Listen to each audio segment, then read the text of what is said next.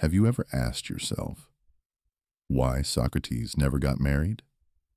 This great philosopher, the man who taught the world how to think deeply, how to question everything, how to search for truth, chose to live his whole life without a wife.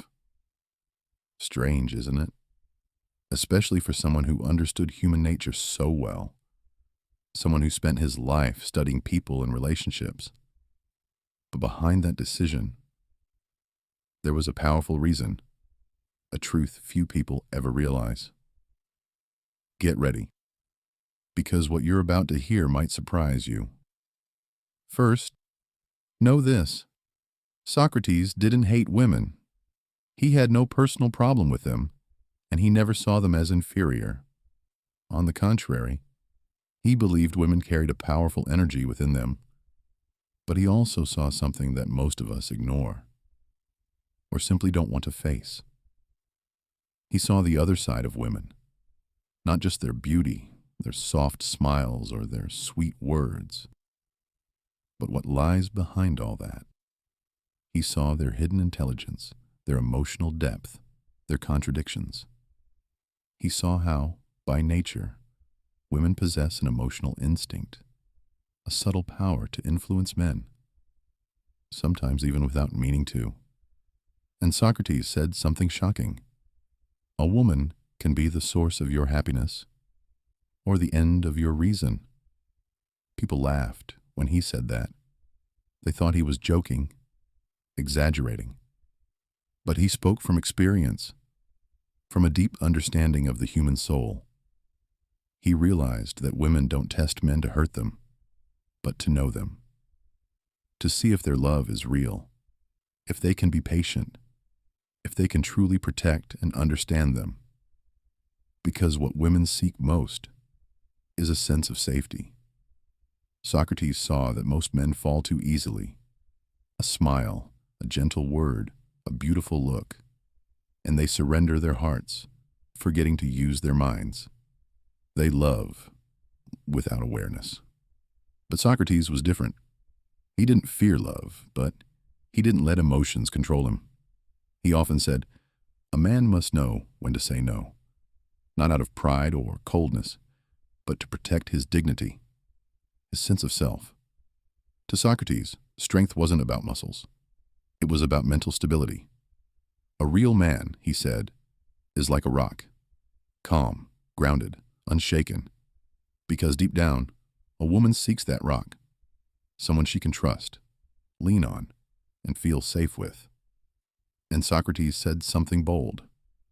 A woman chooses a strong man, then tries to break him, just to see if he's truly strong.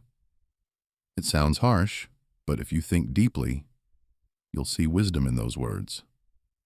Relationships, he believed, are not about fairy tale perfection, but about awareness. A woman tests not because she's cruel, but because she needs to feel safe. It's instinctive. Socrates lived long before Instagram and Twitter, before a world where everything became shallow. But he had something rare, true insight. He could see what lies beneath the surface, beneath smiles and words. He knew that real love isn't just emotion, it's awareness. He once said, "A real man isn't afraid of a woman's moods or anger, because a stable man knows who he is." Socrates didn't attack women. He warned men. He warned them not to lose themselves while trying to please others. Not all women are like that. Of course not. There are wise, balanced, loving women. But some relationships, if you're not awake, can consume you completely. You give too much.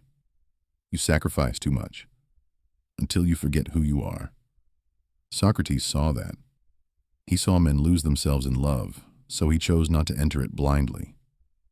Not because he feared love, but because he valued awareness. He once joked, but with deep meaning, get married. If you succeed, you'll be happy. If you fail, you'll become a philosopher. People laughed, but he meant something deep. Love, he said, isn't wrong. Marriage isn't a trap. But the most important thing is know yourself first. If you don't know who you are, you'll lose yourself in others' emotions and expectations. And when you lose yourself, you'll find neither love nor peace, because your happiness will depend on others' approval. He said, "Don't live for the applause of others, because love that depends on approval dies when the clapping stops." So ask yourself, how many times have you sacrificed your truth just to keep someone? How many times have you stayed silent just to avoid losing them? How many times have you lost yourself in the name of love? Think deeply. Are you ready to see women with real awareness, to understand their beauty and their complexity without losing yourself? Or do you still prefer the illusion of fairy tales that end with happily ever after? If you've reached this point, I know you're someone who seeks meaning. If you like this message, subscribe, turn on the bell, and share your thoughts